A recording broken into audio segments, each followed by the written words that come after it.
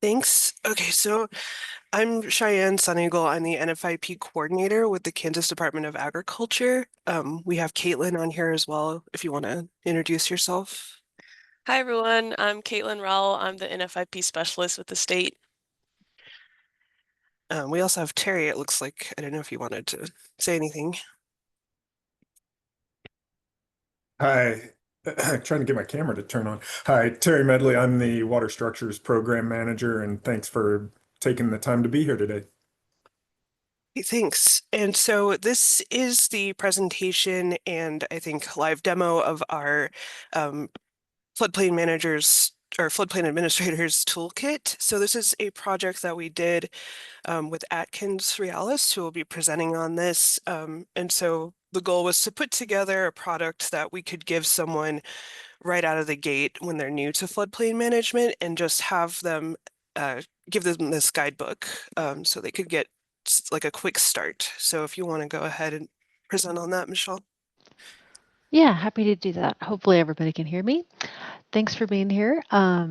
It was our great pleasure to help put this together for the state of Kansas. And so today's session is just to give an overview of the National Flood Insurance Program and then dive into a demo and presentation of this Floodplain Administrators Toolkit.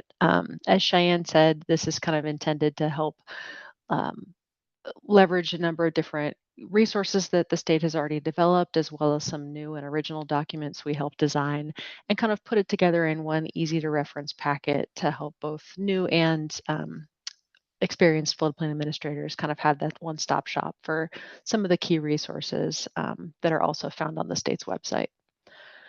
So I wanted to both start with a little NFIP background and participation and kind of talk about the important roles and responsibilities that a floodplain administrator has and sort of tie that into why we developed that toolkit, as well as talk about some of the important participation pieces of the National Flood Insurance Program, as well as consequences for what might happen if a community is not regulating floodplain development within their local jurisdiction and get subject to suspension or removal from the NFIP and what the consequences of those things are.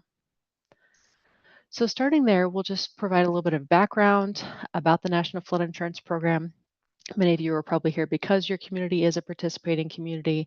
So just as a refresher, that National Flood Insurance Program is a voluntary federal program. Communities agree to participate in that program by adopting and enforcing a set of floodplain management regulations, an ordinance, or a resolution that is intended to reduce flood damage in that community. And in exchange, the the program provides federally backed flood insurance to property owners and renters in those communities. The minimum regulations that communities adopt and enforce are meant to protect life safety, and those minimum federal regulations or standards are found in Title 44 of the Code of Federal Regulations. The NFIP has been around for over 50 years, was created in 1968 when Congress passed the National Flood Insurance Act. It covers both regulatory and kind of a non-structural emphasis. And the NFIP has remained important for over 50 years, since 1968, and is needed because flooding really remains the country's most common and costly natural disaster. Floodplain management, by upholding the NFIP standards and higher state standards in Kansas, helps protect life safety and the buildings and the infrastructure in a community. This overall reduces the risk and federal disaster costs by essentially having safer building practices and better land use decisions, and that lessens the impacts of flooding on community residents and also protects the natural and beneficial functions that the floodplain area serves. Individuals and businesses that carry flood insurance in your community, this gives them a better path to recovery. Insurance is a better form of disaster assistance versus waiting for a disaster fund or a grant.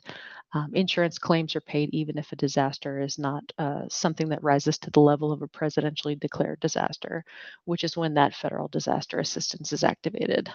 Flood insurance can be paid out a claim at any size of an event. So again, the participation in the NFIP allows communities to have access to that federally backed flood insurance. That's going to be important when we talk about non-participation consequences. federal grants and assistance available both before and after disasters in a participating community, as well as options like the community rating system that gives participating communities discounts on that federally backed flood insurance for communities that go above and beyond the minimum standards. And any community has the option to join and participate in the National Flood Insurance Program, whether or not they have mapped flood hazards.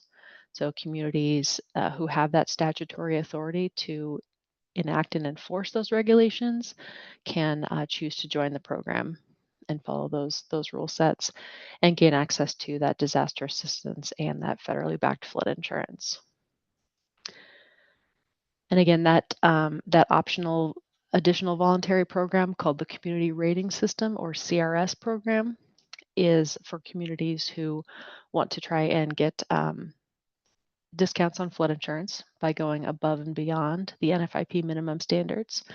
And there's a series of different activities that CRS communities can enact or undertake. And if they go above and beyond those NFIP minimum standards of 44 CFR, then the community is eligible for CRS credit, which can result in discounts on their flood insurance premiums for residents, renters, and businesses in that community. Those creditable activities are kind of organized under 4 different categories or series of things that help work towards the 3 goals of the CRS program. This is things like public information that educates people about the flood hazard, mapping and regulations for accurate mapping to understand the flood risk, regulatory higher standards that are implemented, managing open space or stormwater, flood damage reduction, mitigating losses to existing development, as well as outreach or warning or response in coordination with emergency management or response operations. So lots of different activities that communities can do that are above and beyond the minimums that will result in credit and flood insurance discounts. Some of the key terms when we talk about the National Flood Insurance Program, again, just as a refresher, when we talk about a flood for the NFIP, it's really a general and temporary condition of partial or complete inundation of normally dry land areas. And that inundation can come from any source. It might be inland or tidal waters, surface waters from really any source can count as a flood. And for insurance purposes, if those surface waters extend across 2 or more lots or 2 or more acres of land area, that is a defined flood that's eligible for a flood insurance claim. When we talk specifically about the 1% chance flood or the base flood, that area that has a 1% chance of being flooded in any given year is the area that's subject to the base flood. And that regulatory floodplain that's subject to the 1% annual chance flood is called the special flood hazard area. That's what's shown on the flood insurance rate maps as the regulatory floodplain, beginning with the letters A or V. Obviously just A in Kansas. Those detailed areas have zone AE. They might have a base flood elevation and a floodway or a flood fringe in those detailed riverine areas. Or you might have non-detailed areas that are designated as Zone A on the map. Those areas that begin with the letter A are where the floodplain development regulations that a community adopts apply. It's also where the mandatory purchase requirements apply. So according to the NFIP regulations and the Flood Disaster Protection Acts and Reform Acts, the purchase of flood insurance is mandatory for buildings in special flood hazard areas for their acquisition or construction. So essentially this means loans and mortgages from federally backed lenders, when those are applied to buildings in the regulatory floodplain, those buildings must carry flood insurance. So if you have a mortgage and your home is in the floodplain, you must also carry flood insurance. And that's an important connector point to participation in the NFIP. That regulatory floodplain, or SFHA, is determined by a flood hazard study. So that flood insurance study is a report that's prepared by FEMA and its mapping partners that summarizes that flood hazard study. It analyzes that base flood. It gives you the 1% annual chance flood extent and the elevation, or BFE, base flood elevation. And it also contains a lot of detailed data and information about the history of flood hazards that were studied in a given county or watershed, the engineering analysis, the models used, as well as a lot of specific data and tables about the flood hazards so that you can get the base flood elevation to a very detailed level. Along with that flood insurance study, or maybe communities in approximate areas may have just these flood insurance rate maps, but typically for detailed areas, there's both an FIS and these flood insurance rate maps or firms. The firms identify the flood zones and the floodway in riverine areas, if there is one, as well as provide some BFE information on the firm, as well as point you to the flood insurance study for more detailed BFE information. Maps occur both in paper and in digital flood insurance rate map formats. Communities might have either or both. I've been in the program for, let's see, over 10 years now, and I remember the old paper Z-fold grayscale maps.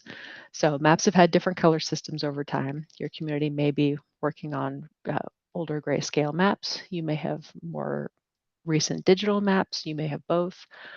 All the digital products, remember, can be accessed online through FEMA's Map Service Center. And the state also has its GIS platform. And Kansas also has statewide base level engineering, which is a more efficient mapping and modeling approach that assists communities, especially those without flood insurance rate maps, who can use that base level engineering or BLE data as their best available data for regulation. I'm sure you guys have heard Cheyenne talk about this in other trainings. Just wanted to sort of point that out as BLE of best available data. And we're using these maps and regulatory products to monitor development in those mapped flood risk areas.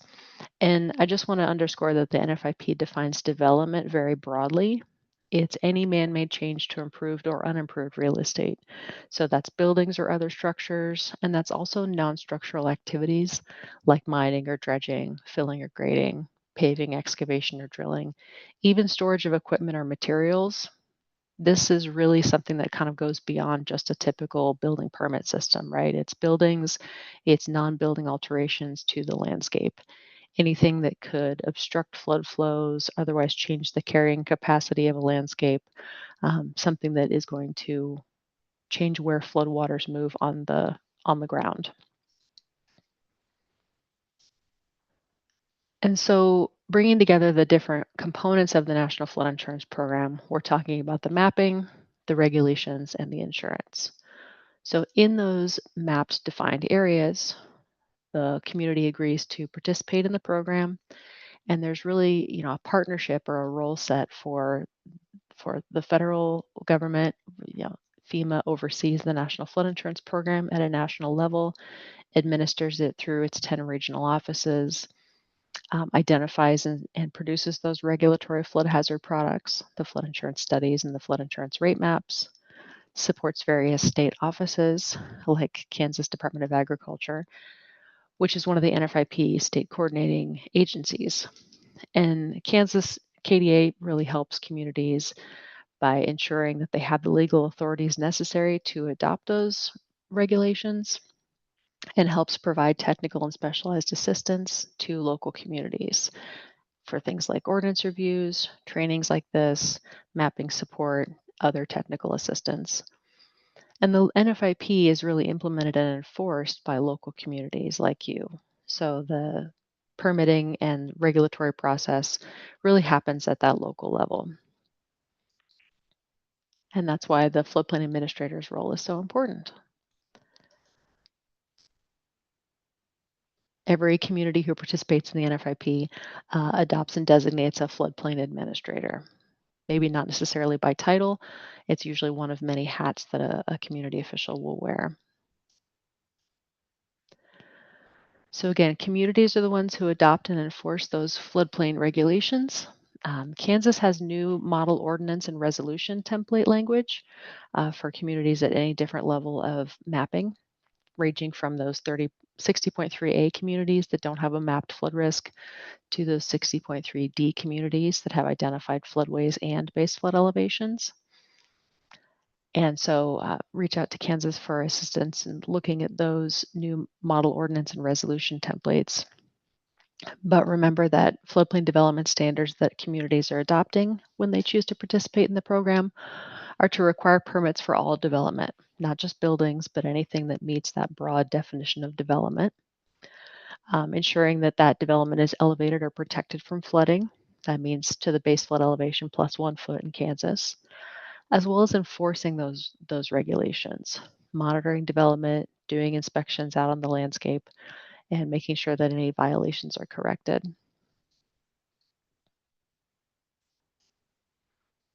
So along with mapping and regulations, the other component of the National Flood Insurance Program is that federally backed flood insurance. Private insurance may be available in other places, but federally backed flood insurance is only available in communities that have adopted and enforced those regulations and are officially participating in the NFIP. Across an NFIP participating community in any flood zone, Zone A or Zone X, flood insurance is available. You don't have to live in the floodplain to get flood insurance. You also don't have to have to be a homeowner. Renters can also have flood insurance anywhere in a participating community. But that second bullet really is that mandatory, talks about that mandatory purchase requirement. So again, for structures that have a federally backed mortgage and are in or partially in the special flood hazard area, there is that mandatory purchase requirement for that structure to carry flood insurance. And that mandatory purchase trigger can happen at any point where that loan is made, renewed, or extended.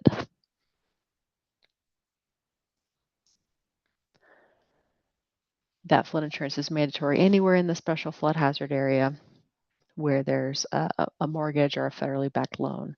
It also applies to certain federal grants and disaster assistance. So if a structure that didn't carry flood insurance before is damaged, has a federal grant or disaster assistance to repair or renew that structure, it then has a requirement to carry flood insurance moving forward. So there are a couple different triggers and points at which the flood insurance is important for structures in the floodplain. And so along with adopting and enforcing those floodplain ordinances and resolutions, it's important to sort of maintain your community's compliance with the program.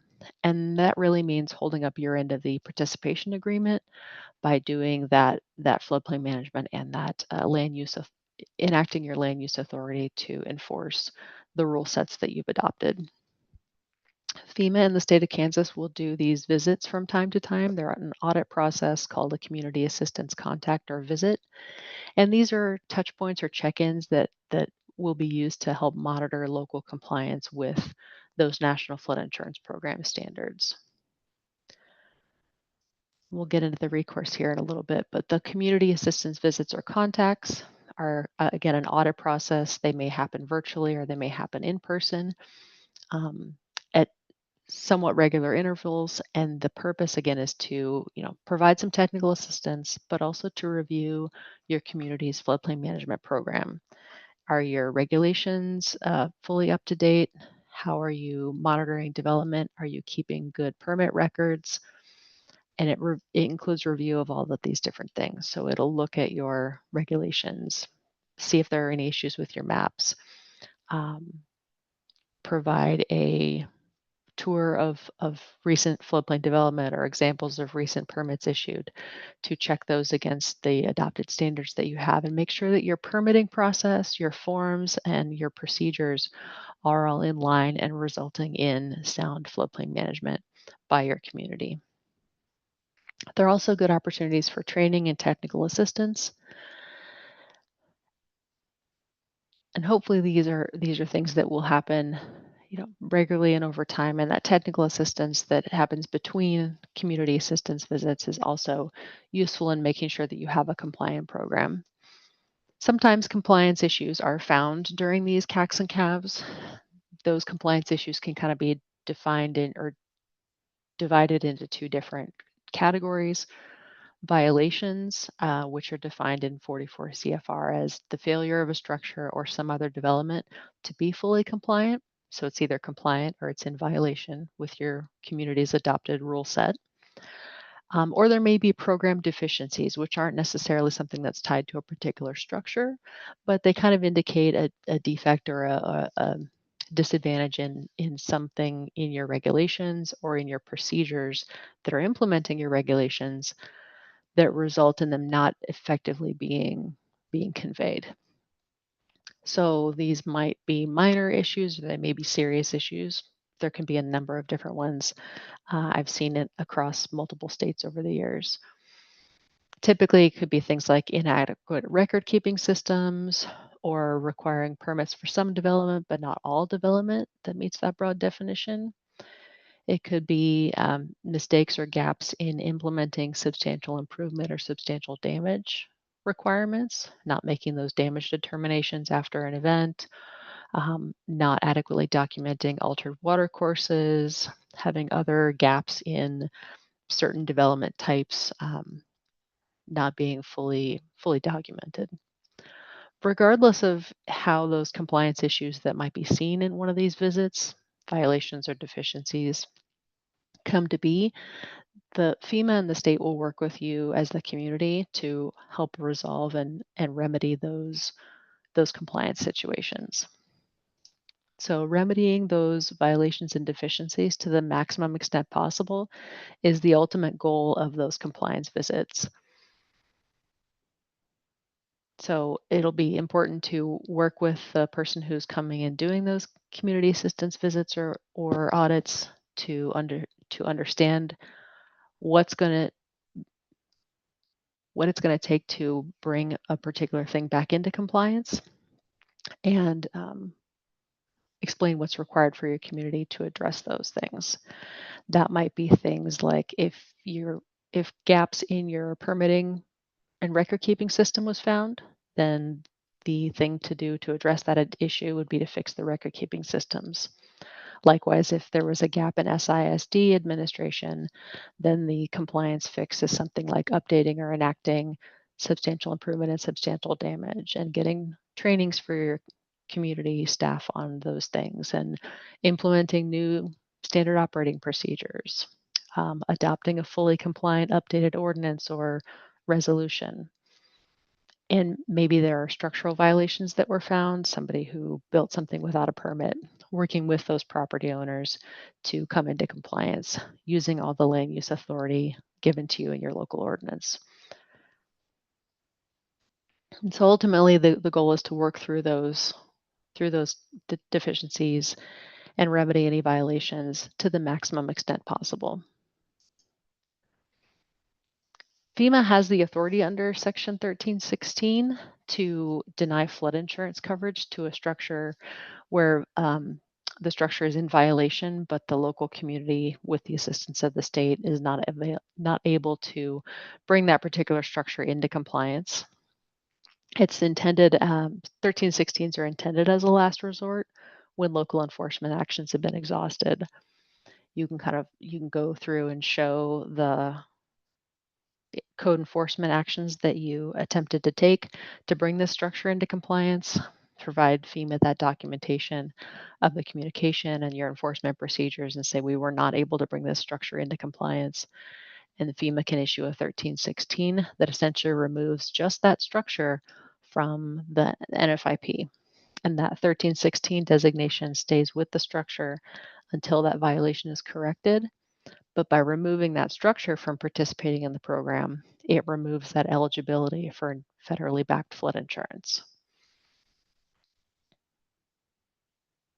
Typically makes it much harder to sell the structure or for a new buyer to get a mortgage because that mandatory purchase piece still applies. And that's kind of the tie-in to some of those key consequences of non-participation. So maintaining your community's compliance over time is really important. And that's, again, the importance of those CACs and CAVs and that technical assistance that you're going to receive from the state of Kansas and from FEMA. And it's important to stay on top of your community's compliance because if you do end up in a scenario where there's a failure, our community fails to uphold that participation agreement, you must uphold those floodplain development standards that you adopted when agreeing to participate. But you don't want to end up in a situation where you're determined to be non-compliant. This puts your community's program participation at risk. You might be subject to enforcement actions from FEMA and risk being removed from the National Flood Insurance Program. So typically this might be key issues with adopting or enforcing floodplain regulations, refusal to address and resolve any violations or program deficiencies that were found, and suspension for failure to adopt new flood insurance rate maps and flood insurance studies is another suspension risk. So noncompliance can result in a couple of different enforcement actions from FEMA. Again, although FEMA will work with communities on resolving those violations and deficiencies, if that persists and the community refuses to bring its program into compliance, enforcement actions could look like being reclassified under the CRS, losing those discounts, or probation or suspension. If a community is in CRS, then CRS reclassification or retrograding could be an option. Essentially, a retrograde removes a community's discounts through the CRS program. So community members will receive a notice that their flood insurance policy rates are going up and that it's because the community is not in full compliance and has been removed from the CRS program. To get back into the CRS program, a community has to go through that lengthy reapplication process, as well as complete a successful community assistance visit showing that they're fully compliant. So this is usually a good trigger to help a community show the importance of bringing its program back into good standing. Probation represents a formal notice that a community's program is non-compliant. This will only occur if communities don't cooperate with FEMA on correcting those issues that were found. All policyholders pay a $50 probationary surcharge on their flood insurance policies, and there's a letter that goes along with their renewal notice that explains that $50 surcharge is because the community is currently non-compliant. That usually sort of gets the phones ringing again. And that probation status remains in effect for at least 1 year or until the community corrects any of its program deficiencies. If that doesn't work to remedy a non-compliant program, then FEMA can escalate its enforcement action to suspension. And this is really where you don't want to get to.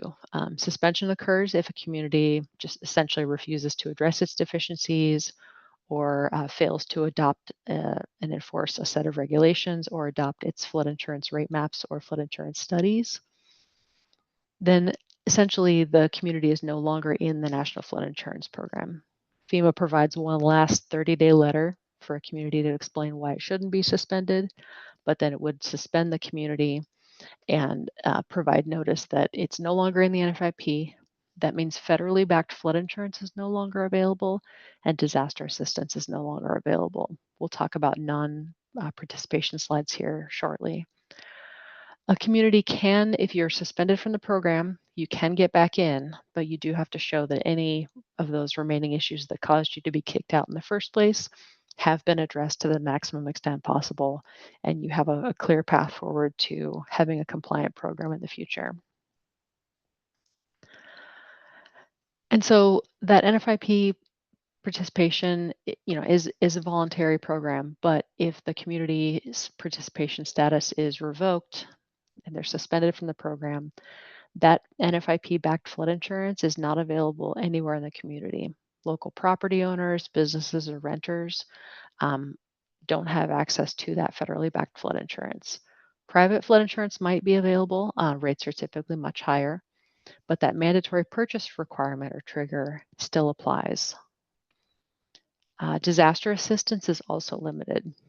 There may be some emergency relief under federal disaster assistance, but typically there's a lack or a gap of grants or loans for buildings or disaster assistance for construction, repair, or reconstruction of buildings in those regulatory floodplains. So things like public assistance for permanent flood repair work in a presidentially declared disaster, as well as individual assistance for personal property losses for your residents, or grants to replace damaged property are also in jeopardy if your community is non-participating. You also miss out on DRA 1206 funds, the Disaster Recovery Reform Act, Section 1206.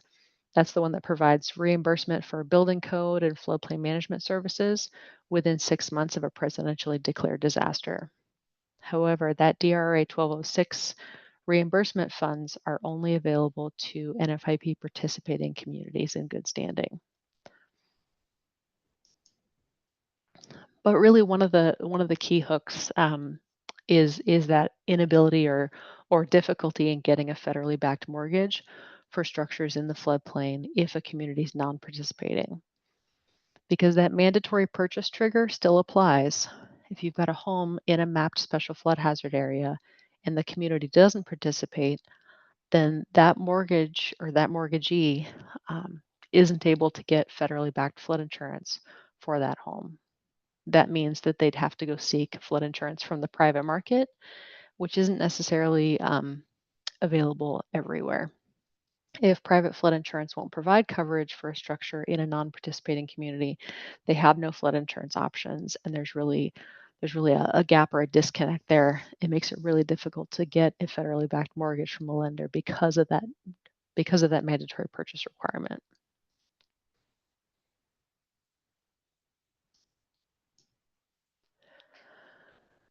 And I think, as I mentioned, all of FEMA's mitigation grant programs have some level of restrictions for non-participating communities.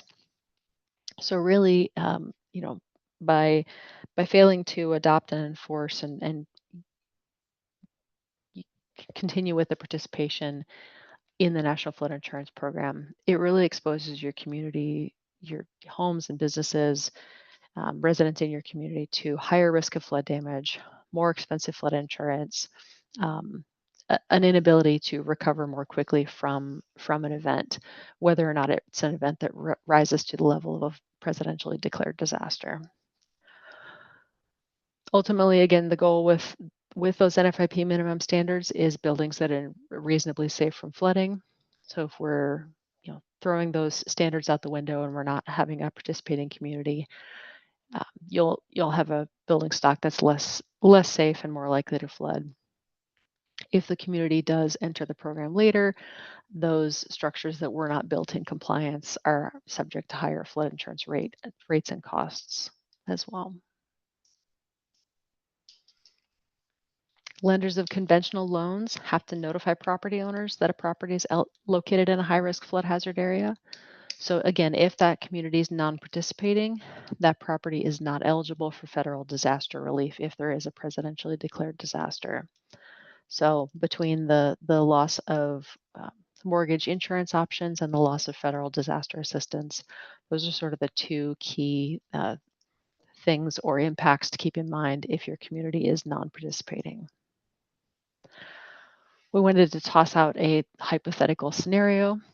River Run County joined the NFIP sometime in the 1980s, but decided that it was too complicated or too hard to follow the rules and allow or restrict certain development types. And so they decided to withdraw from the program to allow unrestricted development along their scenic riverside. If you're non-participating and some event like its torrential rainstorm comes down and damages structures as well as public infrastructure like the highway, the county is non-participating and it could not receive that federal funding because it's a non-NFIP participating community. It may be eligible for certain federal disaster assistance and some emergency public assistance funds, but not PA for permanent work or IA for those affected homeowners who had their flood insurance or had their homes damaged or destroyed. They didn't have access to federally backed flood insurance and they had limited disaster support options. This can leave communities open to legal risk for not taking those steps to reduce life and property threats, despite having unknowledge of the flood risks because there was a mapped special flood hazard area. Obviously, this looks like this is, sort of a worst case scenario. NFIP regulations have been challenged in court before and are typically upheld. Anyway, this worst case scenario is possible for communities that choose not to uphold these national standards, choose not to participate in the NFIP. It really exposes residents to increased flood risks, increased costs, exposes the community to legal risk, but really to to greater financial trouble and to a higher cost of repairs over time. Really, the whole purpose of the National Flood Insurance Program is that life safety piece. And the floodplain administrator's important role is to protect your community by preventing flood damage, by implementing those regulations, by educating your community, and by having those compliant permitting and inspection processes, following your community's code enforcement authority to address any potential violations, to hold that standard in your community, and make sure that things are reasonably safe from flooding, that you're keeping your records, and that you're helping folks understand where the flood hazards are in your community, as well as working with the state and FEMA to adopt new flood insurance rate maps and flood insurance studies promptly when they're issued. So hopefully that was a helpful review of the National Flood Insurance Program and the important role that the floodplain administrator plays, and the reason that we put together all of these tools and that the state provides all of this technical assistance is so that you understand the underpinnings of the National Flood Insurance Program, why it's important to follow your community's adopted ordinance and resolutions, and keep those good permitting records and apply the standards equally throughout your community for that, sound floodplain management, for protection of life safety, for the availability of flood insurance, and reducing your costs down the line. So to avoid those worst case scenarios of non-participation and really help local floodplain administrators across Kansas do this important work, KDA has lots of great resources across their website, but also wanted to try and put together this helpful toolkit as kind of a one-stop shop to compile those different resources, leverage things, and look for a series of new Kansas-specific documents and tools that talk about your elevation requirements, for example, making sure that structures are elevated to BFE +1, things that talk about some of the state's additional regulatory requirements like floodplain fill checklists. We wanted to put things in here for both new and experienced floodplain administrators. And so the toolkit was organized into a series of overview documents, training resources and links, checklists and templates, as well as excerpts from key FEMA technical publications. We organized it into 5 different sections, and I'll switch over here to a live demo, but each of the sections has a table or has an overview item. There's key terminology, there's digital bookmarks for easy navigation, as well as links that help take you back to the Kansas website and other key resources. We know those hyperlinks can change from time to time, but hopefully the legend throughout the document will help. There's key terms that are underlined throughout. There are blue shaded boxes with kind of highlighted nuggets of information, links or references to other resources like other handouts, or again, back to the state's floodplain management resources web pages. The underlined text is useful for those important terms. There's some bold text that represents key points for emphasis, or references and roles to who is responsible for something in particular. Again, lots of good information in here and a lot to absorb at any one point, but the destinations will sort of help organize things for you. So let me flip over here. The Local Floodplain Administrator Toolkit is several pages. It's I think about 150 something pages all told, and that can feel like a lot of information. But again, we wanted to try and curate it for you. So we've organized it into a few different sections.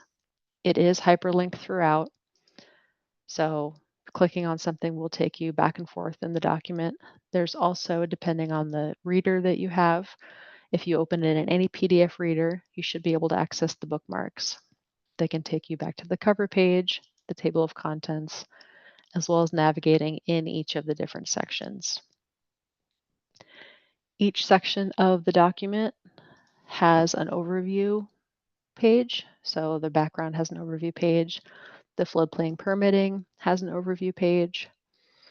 They have these, again, these key boxes, links to different websites like the Map Service Center or the state's BFE portal.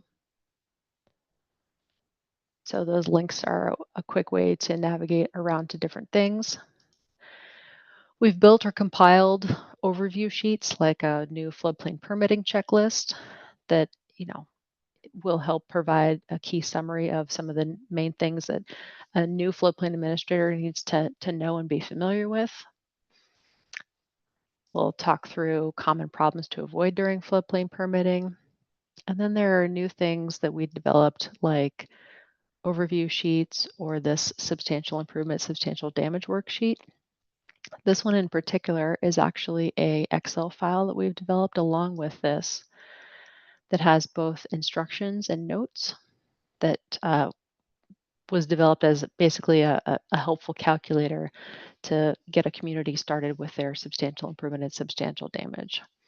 Because it's important to collect a number of different cost elements to determine the full cost of work and compare that to the structure's market value, this little calculator tool can help. So let's say you've got a structure's market value.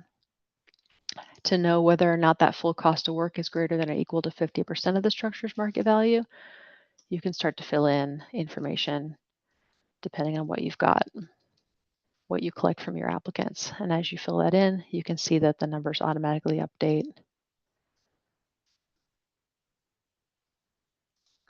And you can track those things against that 50%.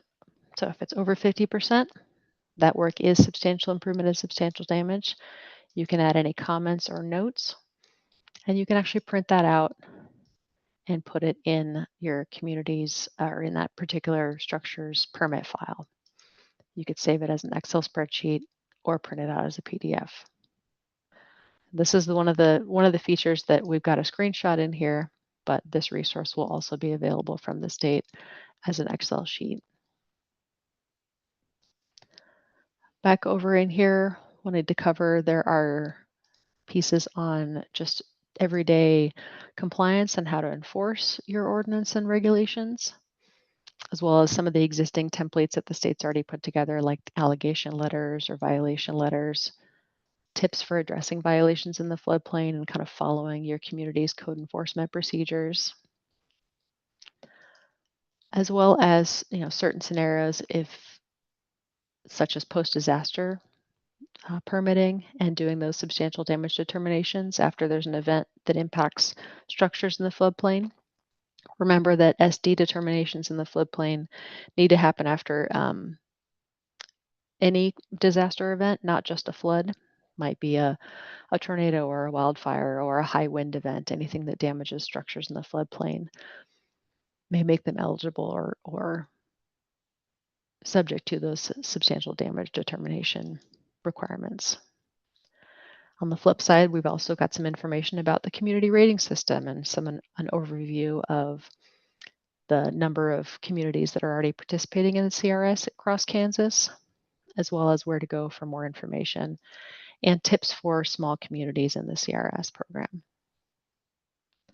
So from permitting to compliance to tips about substantial damage and substantial improvement to what to do after a disaster, we hope that this Floodplain Administrator's Toolkit helps you with, again, kind of a one-stop shop for information about where to go for more information about floodplain management, as well as where to go on the state's website for additional details. I think over here, it will end up somewhere in the floodplain management resources pages, along with a number of the templates and handouts that the state already has, along with there we go, along with the ordinance template language that I referenced earlier.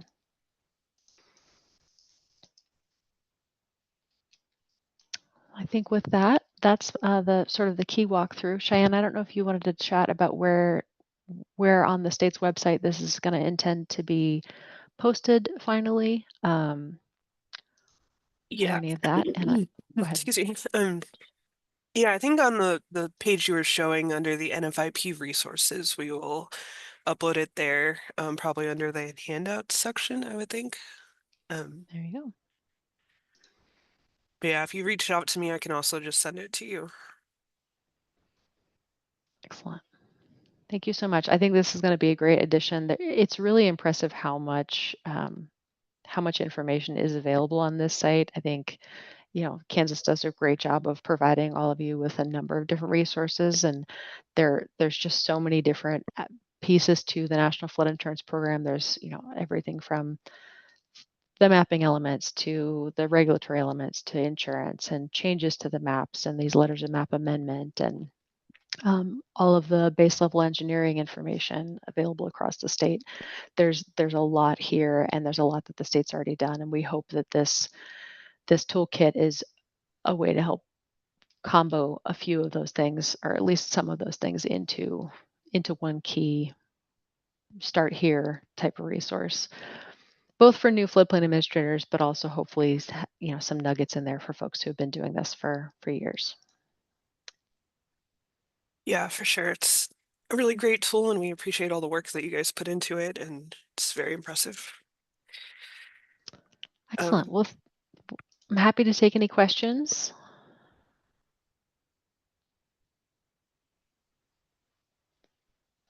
Yeah, you can put questions in the chat, or you're free to come off mute as well.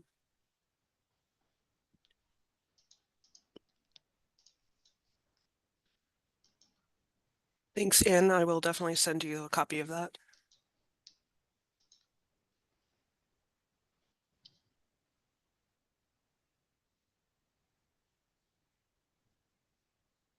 Okay, well, if anyone thinks of anything, feel free to reach out to me anytime, and thanks again, Michelle.